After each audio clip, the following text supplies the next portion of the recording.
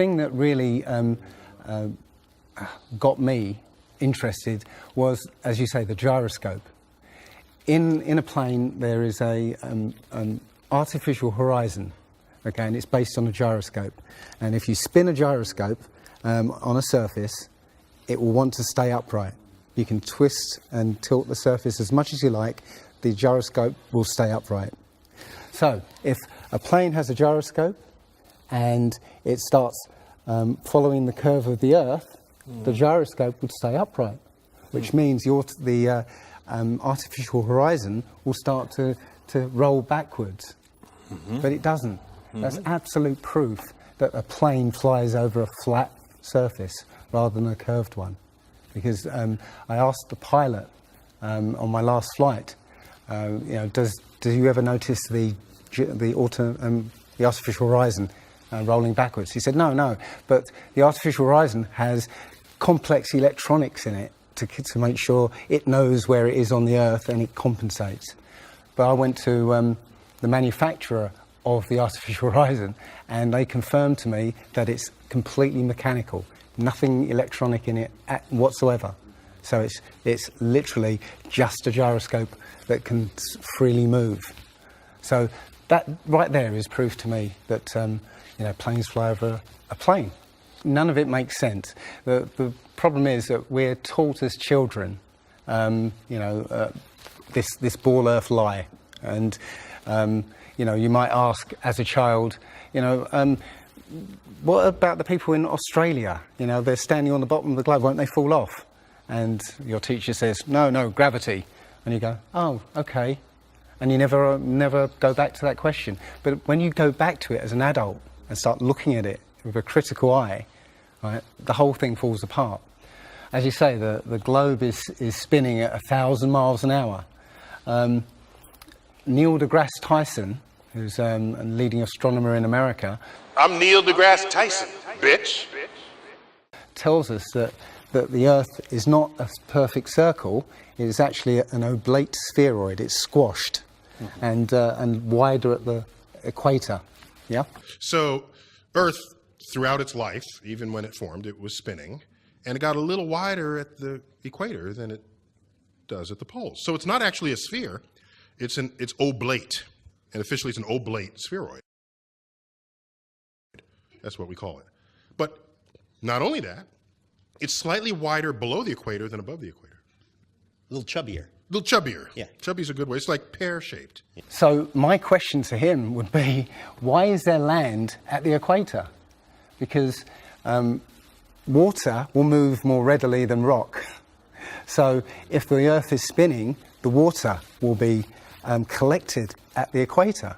I mean, if you spin a wet tennis ball, okay, you spin a wet tennis ball, the water shoots off at the equator, essentially. So all the water will be gathered around the equator. So why is there land at the equator?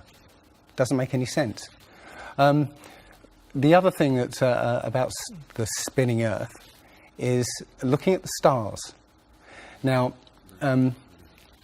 directly above the axis of spin is the pole star, Polaris, okay, directly over the North Pole.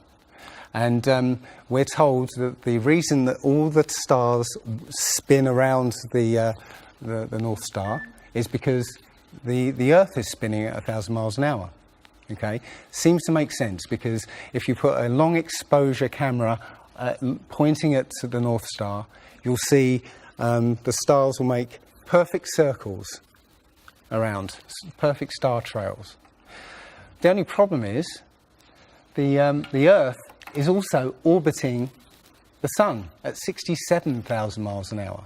Okay, the Sun is moving, dragging the Earth and all the planets up that way or that way at 600,000 miles an hour.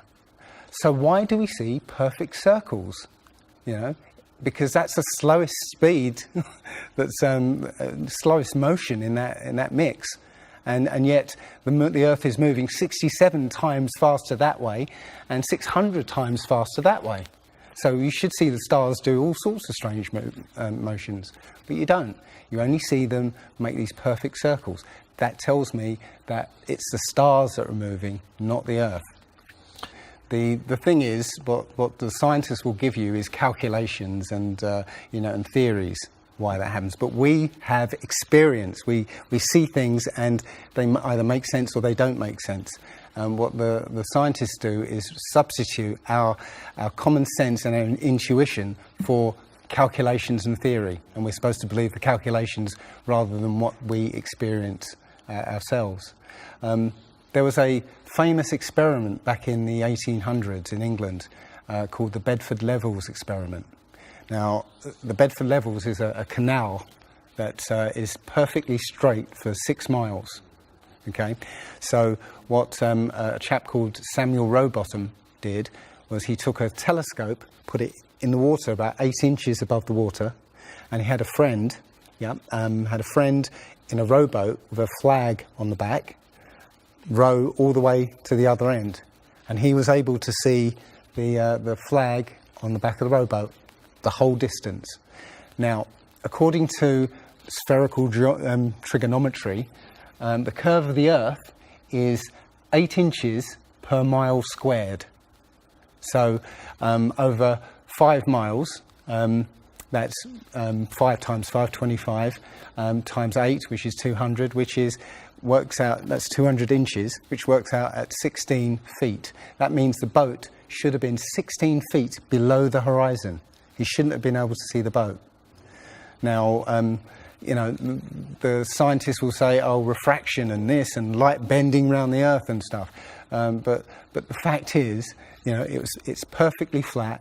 And he in his book, he puts forward many arguments that show that, or many experiments that show the Earth is always perfectly flat. They say that you see the mast, go down last. It's literally just the way your vision works. Yeah, it's perspective and atmospherics basically. The limit of your vision is supposedly 3 miles. And then after 3 miles, you're supposed to see the boat start to go over the horizon. It's funny that Neil deGrasse Tyson again says that, explains that you can't see the curvature of the Earth from a plane. He says this, you can't see the curvature of the Earth from a plane because you're not high enough. The Earth is so big that you can't get high enough to see the curvature. Yet, you can apparently see a boat go over the curvature over the distance of 3 miles, which doesn't make sense. The thing is, when you look out and you see a boat start to go over the horizon, if you suddenly get a pair of binoculars and look, it comes back again. And once it goes out of the sight of your binoculars, if you get a telescope, it comes back again. It doesn't go over any curve of the horizon. What we found, many people have done experiments with very high-powered zoom cameras, and they've watched a boat sail out to sea, and they've just kept trained on this boat. And what they see is, after a very long distance, you see an atmospheric effect where the bottom of the boat disappears and the top of the boat inverts, so you see a sort of mirror image. And that, with your eyesight, basically the bottom of the boat just melts into the horizon. One of the best examples of that is the Antwerp Notre Dame spire, which can be seen something like 240 kilometres away from the spire. So that should be over a mile below the horizon, and you can still see it. There's been a few famous examples just recently of a man who took a picture across the Great Lakes from Michigan and was able to see, I believe it's Chicago, which he shouldn't have been able to see. And the television station basically said it was a mirage. This is from Joshua Nowicki, and what you're seeing here is a mirage. We typically would not be able to see this from the Lake Michigan shore. We talked about this last night. Conditions are right on the lake that we're actually seeing a mirage of the Chicago skyline. But they always say it's a mirage, but for a mirage to happen, you have to have very specific atmospheric conditions. And there have been so many people who've seen exactly the same thing on different days, different seasons, always the same. You know, it's not a mirage. It's simply that you're looking across a plane. You see in a kind of pyramid shape. Yeah, you have a horizon at your eye level, and everything above the horizon will go down into the horizon. Yeah, everything below the horizon will seem to go up. Just like if you're in a long hallway, you'll see that the walls will start to move in, and the roof and the floor will start to move into the centre. Yeah, so literally between you and the object you're looking at, there's all sorts of things, sort of like waves going up and down, and while you can't see them if they're beyond the limit of your sight, sometimes they can still obscure what you're looking at.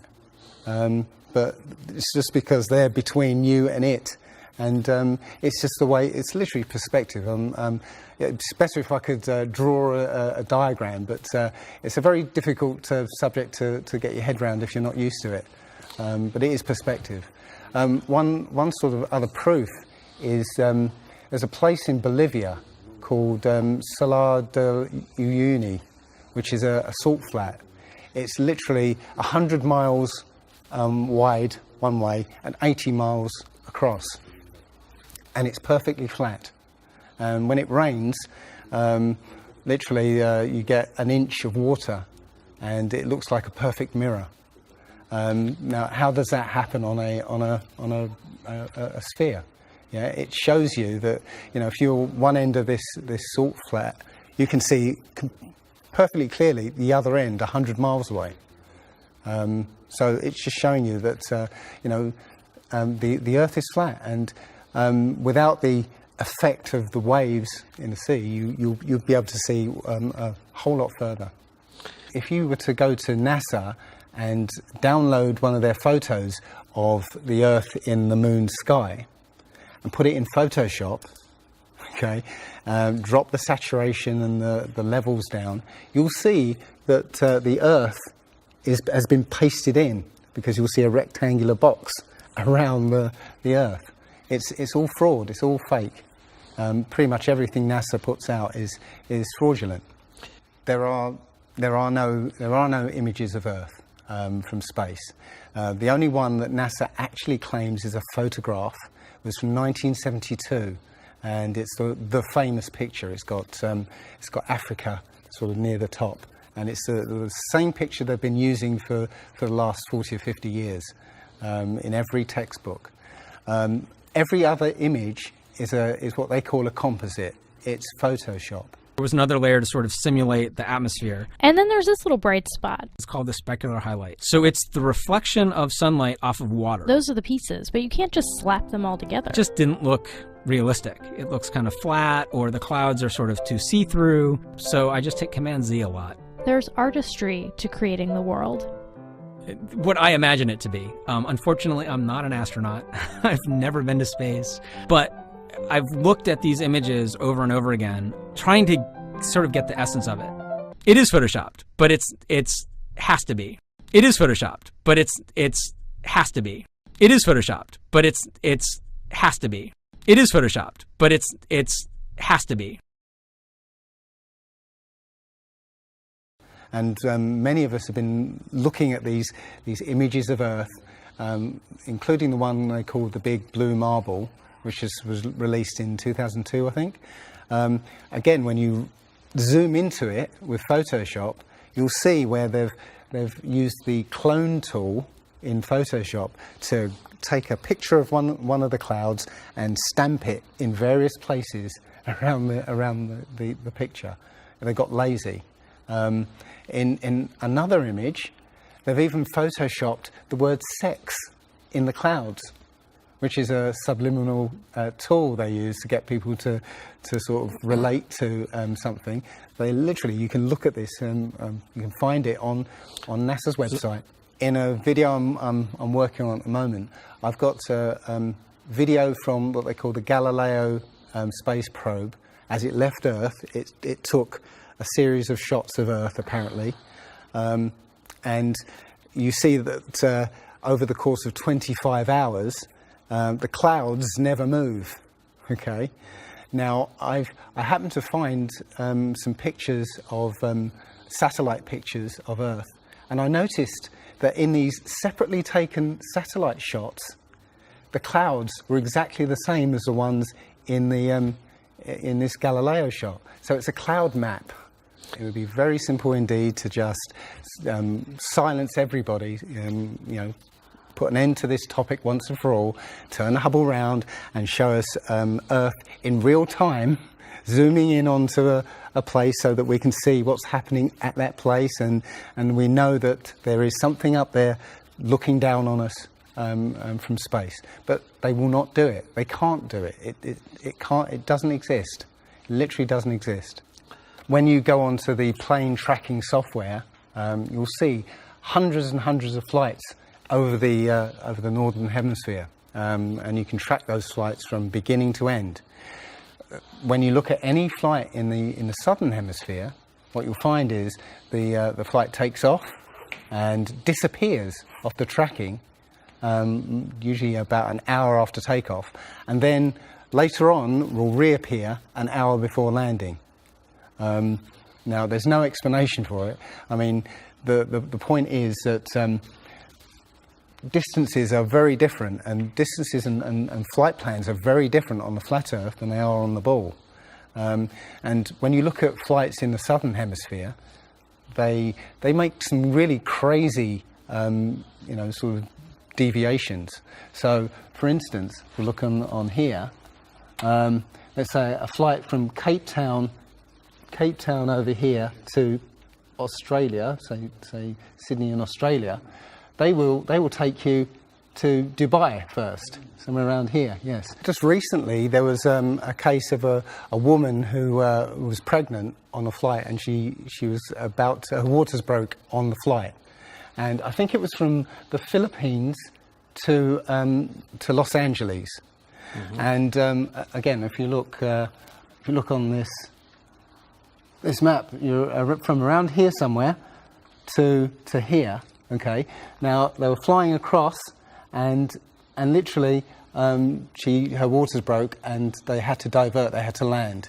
So instead of either going back to the Philippines or going on to Los Angeles, they landed in Alaska. Which again, if you look on the flat map, it's again a straight path. Santiago, Chile to Australia, mm-hmm. right? Will usually stop in Los Angeles. Again, you can see on the flat map that it's again a straight path. It all seems to make sense, and if the only thing that would sort of confirm it or disprove it would be GPS. But hey ho, GPS doesn't work in the southern hemisphere. This is an issue because there have been a few people who said they've taken flights that have taken only 14 hours, and they're direct flights from Australia to South America.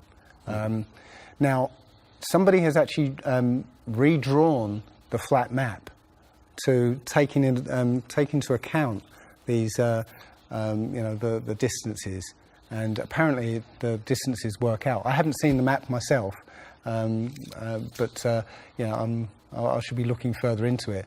But yes, up until these people came forward, and again, I haven't seen any real evidence that they have taken these flights. They told me they've taken these flights, but who knows? They can actually advertise a flight that's direct. They can price it out of the range of most people to take, and then if anybody does take it, they could cancel it. I don't think any flights actually fly directly over the North Pole at all. I think they skirt the North Pole, mm-hmm. but I don't think they fly directly over the actual pole. So mm-hmm. I don't know if it's to do with magnetics. The only thing I do know is that nothing flies over the South Pole, because again, on a flat map, the South Pole, the continent of Antarctica, is the ring around the Earth. So you can't fly over the ring and get anywhere. That's why we're not allowed to go there. I mean, think about it. It's the only treaty that's all these countries have signed and never broken and completely agreed on. It's the only one. And, what treaty is there that everybody's agreed on? We're being kept away from it for a reason. They have some scientific bases there, and literally it's controlled by the military. If you try and go there by yourself, you will be sort of picked up and escorted back. There was a guy called Jarls Anderhoy who tried to take a mission to the Antarctica, and he was picked up and taken back by the military. It's a good reason, because they don't want you finding out what's beyond. Admiral Byrd he actually did four expeditions, and most of them were military expeditions with huge military groups. Thousands of people, planes, boats, the works. And yes, he confirms in an interview that he discovered a continent as big as the continental United States out there, that was with warm water lakes and mountains and everything, that was completely uninhabited. And he described it as the other side of the South Pole to Middle America. So on the globe, that means it would be somewhere in the Indian Ocean. There's a huge continent that nobody knows about. So yeah, there's more going on than meets the eye. The other thing is, after Admiral Byrd came back after his last expedition, Antarctica was sealed off, and both America and the Russians started firing nuclear missiles straight up. Now, in America, that was called Project Operation Fishbowl, and it came under something called Project Dominic. Well, Fishbowl makes sense, because it seems like Admiral Byrd found the edge of the dome, while he was out there. And as soon as he left there, they started firing missiles straight up, I believe, to try and test how far that dome went. If you look at the footage of these explosions, what you'll see is an explosion. Well, when a bomb goes off in midair, it's a fireball. It expands in all directions and mostly up. Okay. Now, if you look at these explosions on Operation Fishbowl, they explode outwards in a ring, which means it's exploding against something, because it can't rise with the heat. So it's exploding against something and exploding outwards.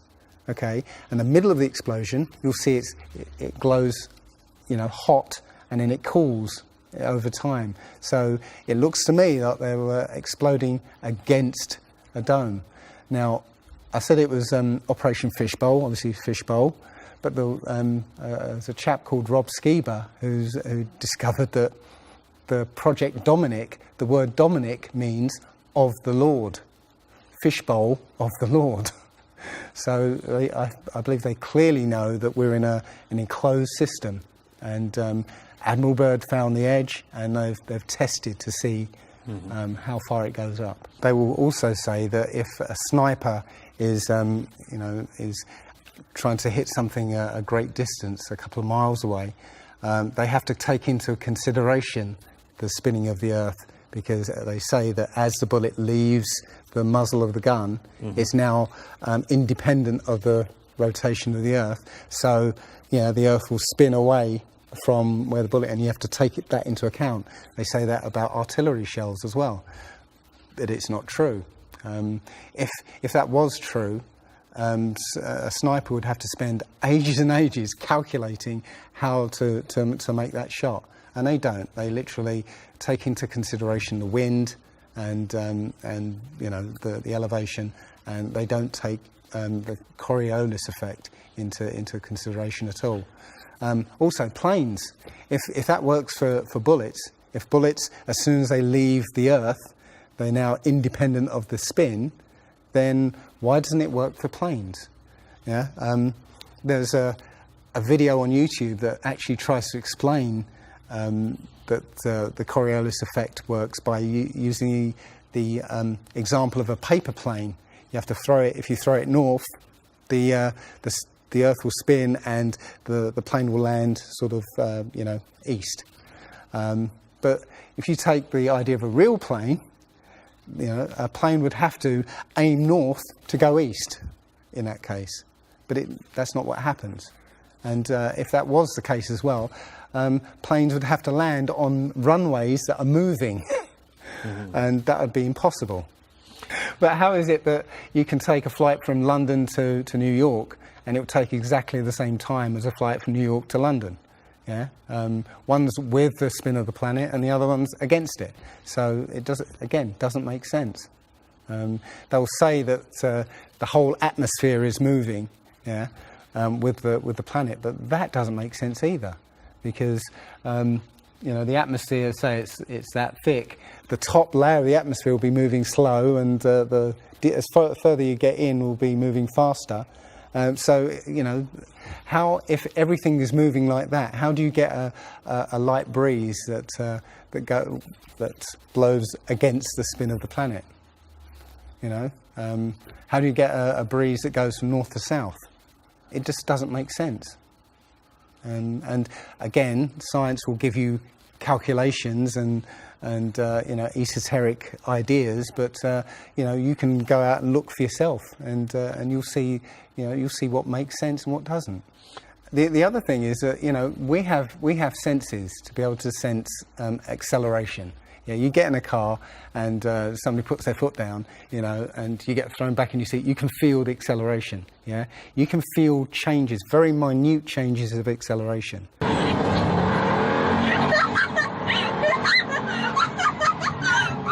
Yeah. So how is it that if you live up here in Macedonia, which is spinning at maybe 700 miles an hour, because the speed it's spinning is slower than this speed. So if you took a flight down to Africa, on the equator, why don't you feel the change in acceleration? So why don't you feel the change in acceleration? You have these senses that will register the slightest change.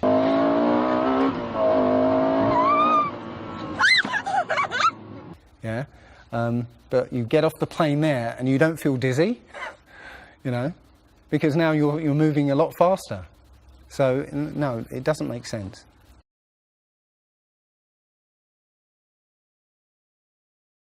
Well, you saw from his balloon when he stepped out on the platform, the curvature of the Earth. It looked very obvious. Oh, everybody pointed it and said, "Oh, look, there's a curvature." But when you actually looked at the ground, when you looked at the Earth, well, it was New Mexico. That's where he jumped. The whole Earth that you saw there was New Mexico. So if that was a curvature, the Earth must be very, very small indeed, and New Mexico must take up a huge part of it. It was a fisheye lens to curve that, to make that curve. And when he jumped, it took, I think it took him like 2 hours to get to that height. He went straight up. In that 2 hours, the Earth should have rotated away quite a distance. But I think he only landed something like 70 kilometres away from where he sort of went up in the first place. And that can be attributed to the wind. So no, I mean that there's no proof whatsoever. There is so much to this. As I said, if you start looking and asking questions about the very basic things, you'll find that the answers you were given as a child just do not make sense.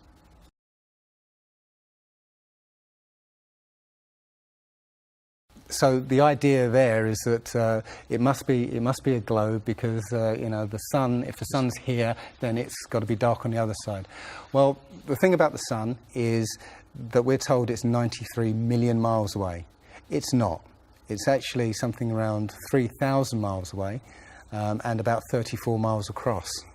That might sound really crazy, but if you look at look out on a day that's got broken cloud, you'll see that the sun rays will come out at an angle. Most people have seen this. The rays come down at angles.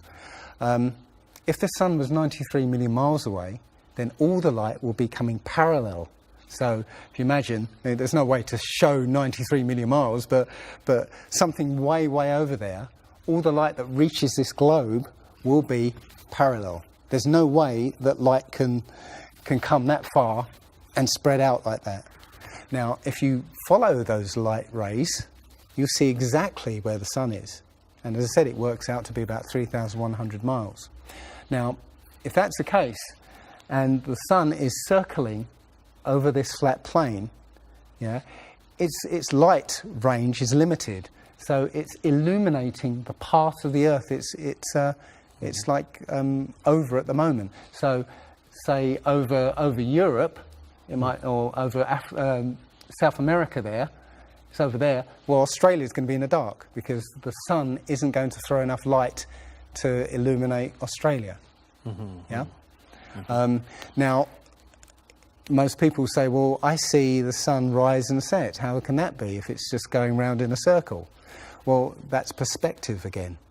If you actually see video of the sun coming up and going down, many times you'll see that the sun starts off as it's coming up very, very tiny, and it gets bigger as it gets closer to midday and then gets smaller again. It's literally that effect of perspective, you know, with something's above you, like the ceiling in a hallway, yeah, as it goes further away, it will seem to sink down towards the horizon until it disappears beyond the limit of your sight. And that's all you're seeing. You're seeing literally the sun circling overhead, but seeming to set.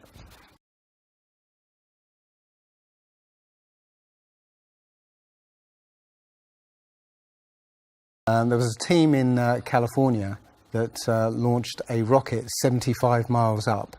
And you can find this video on YouTube. It's difficult to watch because the cameras, there were 7 cameras on this rocket, and it was spinning as it went up, so it's very, let's say, difficult to watch. But this chap, Refi, studied this video meticulously, looking for some kind of mistake or some kind of evidence, and he realised that he could see the moon. So he went online to a website called timeanddate.com, where it will show you graphically where the moon and sun is at any time on any day. And he did a bit of detective work to find out exactly when the rocket was fired, and found that the moon should have been on the other side of the planet, over Australia. Now, the rocket was 75 miles up and it could see the moon, but anybody down on the ground wouldn't be able to see it. But the point is that if the moon was over Australia, on the other side of it would be on the other side of the planet, which is, okay, there. So down there on the other side of the planet, and the rocket went up here. So there's no way that rocket should have been able to see the moon on the other side of the planet.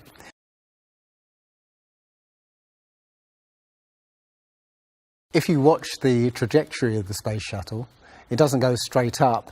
It always goes in a curve and out to sea. The point is that they actually go horizontal. The space shuttle goes horizontal. It never goes any further up. It goes horizontal, very, very low down in the atmosphere, because it drops its external tank while it's still in the atmosphere. So, you know, it's still in the atmosphere while it's horizontal, so it never gets any higher, and it goes out of sight, not because it goes too high, because it goes too far downrange. And it seems that nobody's ever on the space shuttle, and the proof of that is the Challenger disaster. In, I believe it's 1986, the Challenger exploded just after takeoff and killed 7 astronauts. But it turns out that 6 of the astronauts are still alive, and most of them are using their original names. And you can find pictures of them. They're using the same names, and they're doing ordinary jobs now. Teachers, lecturers, lawyers, whatever. But they're still alive. I think it's a mock-up. I think it's an empty shell, and literally just dishes in the sea, out of sight.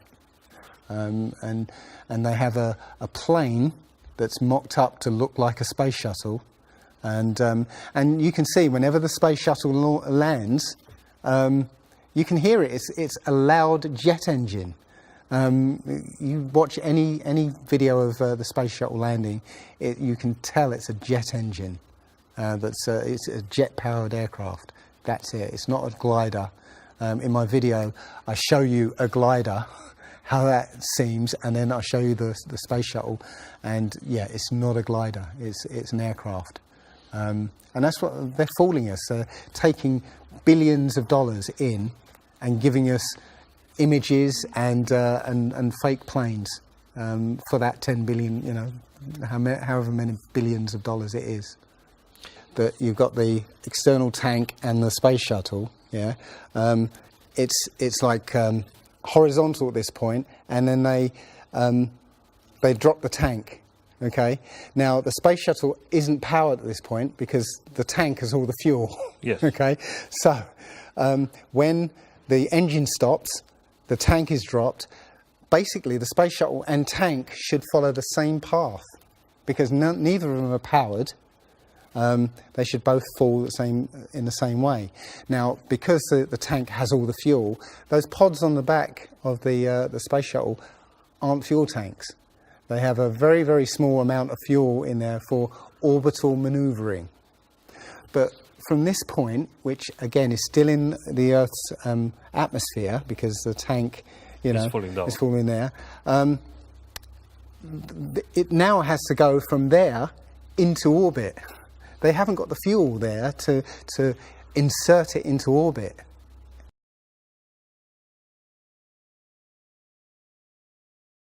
Disney and NASA have worked very closely together. Disney worked with NASA on the moon project. Yeah, they made it. They filmed it so that it would be entertaining for the masses. Yeah, and they're still working with NASA. I absolutely believe that Stanley Kubrick, you know, filmed the moon landing. He left a few clues just to say, so that, you know, like Michelangelo. Yeah, so that we eventually would know that this was his work. Yeah, I did this. It's a joke. It was meant to fool people in 1960s. So you got like clear footprints, but yet you don't have where an impression where the pads of the lunar lander were. Or a blast crater where the engines were blasting downwards, and also the camera followed the capsule straight up, right, and it followed it very precisely, right, and it stopped when it started to pitch over, right. Now NASA says, oh, we did it remotely. Well, there was a 2 or 3 second delay between sending signals and the camera starting to respond, and then another couple of seconds for them to see what's happened. So it's next to impossible to get that sort of accuracy with that kind of, and it's only done once. I mean, they can't sort of keep doing it over and get it right. You know, they do it once and they got it right the first time. So no, it's either they left an astronaut on the moon to film them, or it was fake. It was fake. It was absolutely fake. There's not too many people involved in this. I mean, NASA controls space as such. The other agencies, agencies have popped up, but literally it's a money-making scheme. NASA makes, you know, hundreds of billions of dollars a year. Dobra, Rusy. Okay. The Russians, okay, they're getting in on the act as well. You know, they make money from this. And have you seen the imagery that they put out? The Chinese have put out, or I think it was the Japanese that put out images of Earth from the moon, and it looks even more fake than NASA's ones. It's a money-making scheme, and they're all joining the bandwagon. But you know, that isn't the first thing that's been hidden over the years. I mean, we're all driving petrol cars because 100 years ago, the Rockefeller family basically cornered the market on oil, and the car industry was going electric. So, you know, all cars would have been electric from the get-go. But they basically forced everybody to use petrol cars, and have hidden this secret. And literally, you know, we could be running around in electric cars that have unlimited mileage by now, but we're still using these 100-year-old machines, dirty machines, because of a secret that's been kept. It's easy. If everybody's been trained into believing that this is real, right?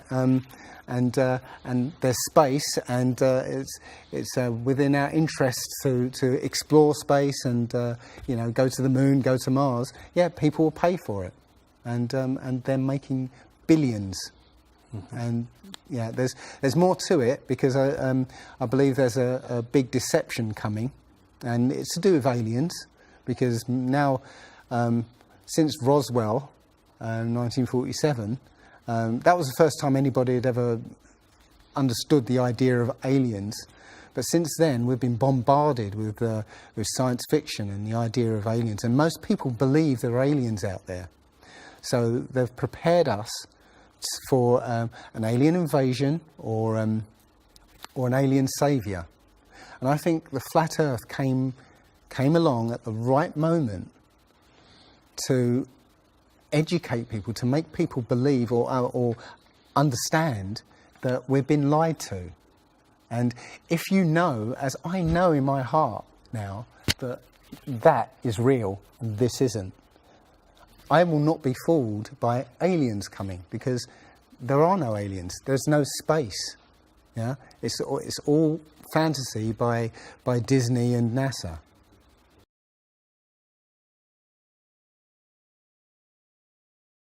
Well, the Bible has a very, very clear view of what this place is, and it matches that place more than it matches this. Okay, and what it says is the great deep is under it, just water. It's just deep water, and above the firmament is water. And you know, it says in Genesis that he separated the water below from the water above, and made a space. And then made dry land appear out of the water. So what's under the flat Earth? Well, it's water, and it just goes on. Again, I don't know for sure, because I've not been under there. I don't know what's past the outside of, or the you know, the first few hundred miles of Antarctica.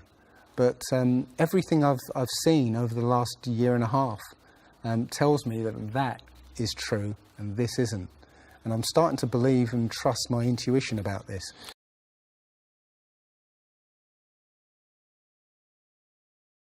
Nobody has actually really gone all the way across Antarctica. Yeah.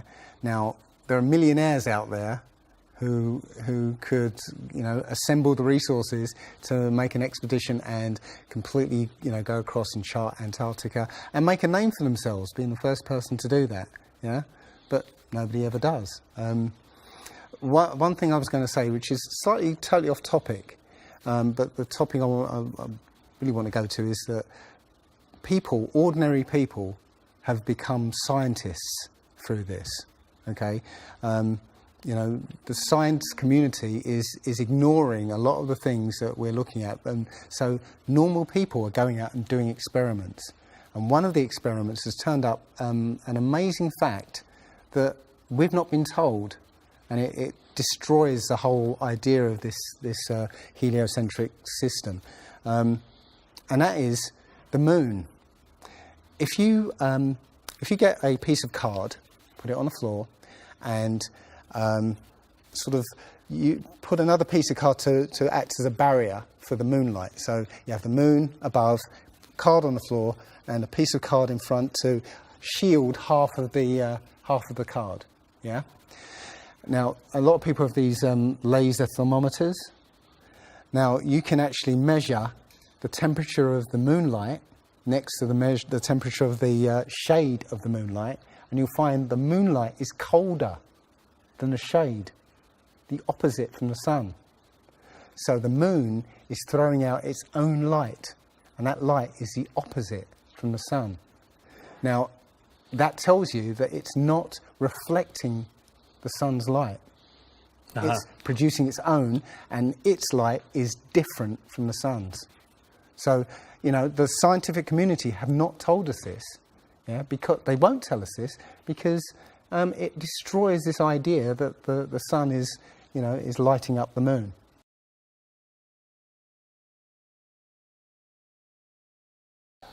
This world is very different from what most people think it is. There are very powerful people who essentially rule this world right now. And the ordinary person is a slave in this world. And slaves aren't educated. They're taught what they need to, or they need to know. That's it. They're not taught truth.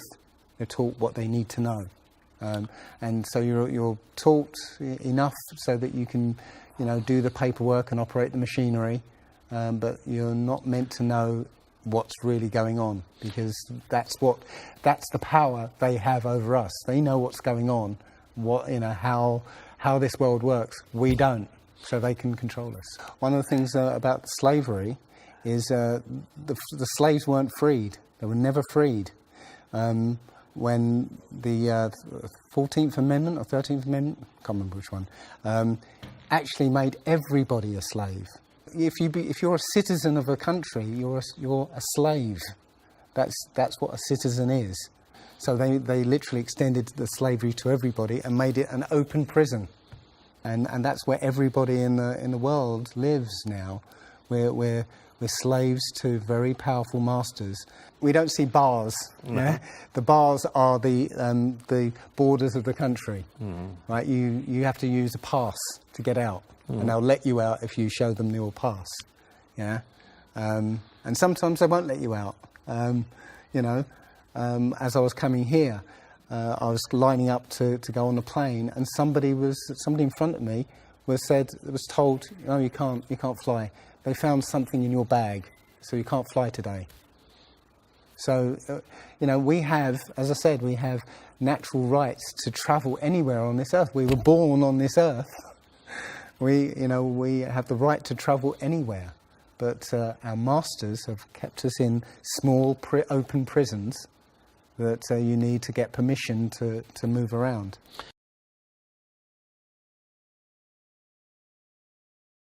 This idea that, billions of years ago, nothing exploded and then everything came out of that nothingness, ridiculous. But they try to make you believe that the idea that a supreme being, a creator, created this is ridiculous compared to that idea. I mean, if you look at it objectively, I would lean towards a creator, because there's so much that points to the fingerprint of a creator. But it's no less ridiculous than nothing exploding and becoming something. In my opinion, the Big Bang theory and the theory of evolution and the ball Earth theory are all interlinked, and they're all there to make us feel as though we're insignificant. We're small, tiny, miniature, unimportant pieces of slime crawling around on a speck of dust in an infinite universe. If that's true, and there's no purpose, there's no meaning to anything, then our owners can do whatever they want with us. Then, this is all accidental, so food can be genetically modified because it's imperfect. We can be modified because we're imperfect. If we realise that this is the universe, and complete universe. Yes, this system is is everything. Everything that NASA has put out is CGI, is fake. Okay, people say, I think you mentioned it.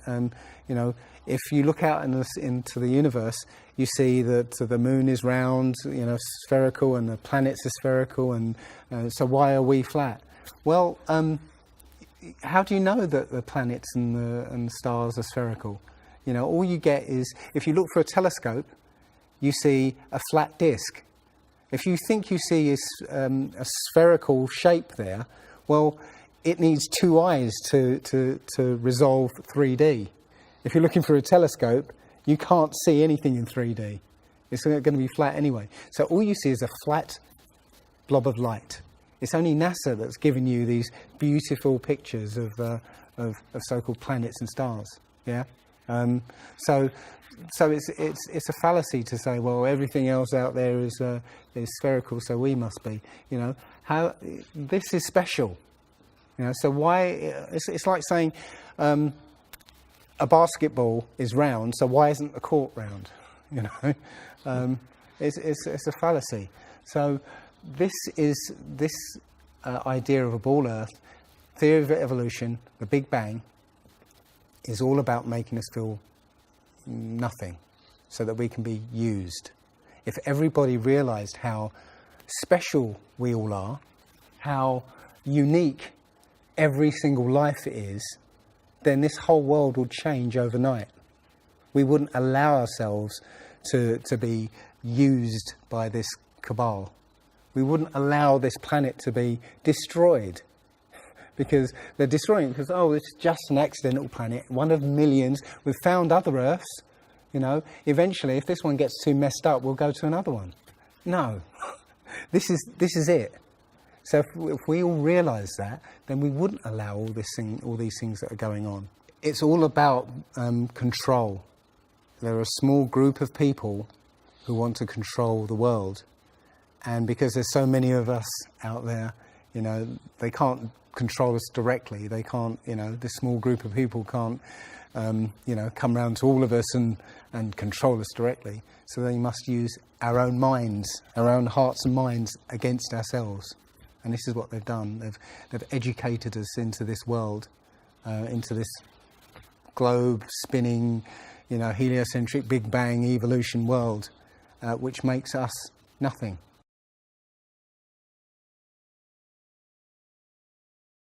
This is amazing because when I first started looking, it was about a year and a half ago, I looked on YouTube and there were maybe about 100 videos, not even that probably, and nobody was talking about it, right? And then over 2015, it exploded. There are thousands and thousands and thousands of people looking at Flat Earth now. And what happens is that you'll watch something or read something, and something will strike a chord in your mind, and you'll think, yeah, I've always wondered that. And what will happen is you will start feverishly researching. I mean, what happened to me was, as soon as I got that, I spent every waking hour looking for things and testing things, and this seems to be replicated with thousands of people around the world who suddenly come into this. They start, you know, researching and getting a passion for this, because this is what I think, it's the truth, and we recognise the truth when we hear it, and we feel it, and this I believe has come at the exact right time, so that we awaken to what's going on in the world. Nothing else, you know, 9/11 even hasn't awoken people, right, to this extent. You know, for me, I've been an atheist for 40 years. From the age of 13, you know, I didn't want anything to do with God and Bibles and whatever and religions. And now I know for a fact there is a creator. I've seen his fingerprint, you know, not just with the flat Earth. Everything I've done in the last 5 or 10 years has led me to see that there is a creator now. And there's a great many people out there who have had exactly the same revelation as I have. And it is. I'm now following the commandments and trying to be the best human being that I can be, because I think it was a guy called Kent Hovind who said there are only two possibilities. Either there is a God or there isn't. and both of them are terrifying. Yeah. If there isn't a God, then nobody's in control. We're hurtling through space, and there's no plan, and there's no nothing, and you know, that's terrifying. If there is a God, then we'd better find out who he is and what he wants, and do exactly what he says. And it turns out that he gave us very specific instructions on how to live. And they're not rules as in, you know, laws that you must follow because you know, or put you in prison if you don't. No, these are rules to live by, to make a harmonious world. You know, don't harm anyone, don't kill anybody, don't steal from people. You know, don't covet people's items. You know, Don't lie. Don't lie. I mean, these things are written in our hearts anyway. Yeah, but we're in a society that that legalizes all of the 10 Commandments. You know, the policemen and soldiers can kill. They're allowed to kill. You know, Politicians can lie. they can lie. They're lying all the time. They're actually. lying all the time. Police have been told that they are allowed to lie to try and get to catch somebody. Yeah, they're allowed to lie. Everything in the 10 Commandments is legalized in this society. That tells you who runs this society. Yeah.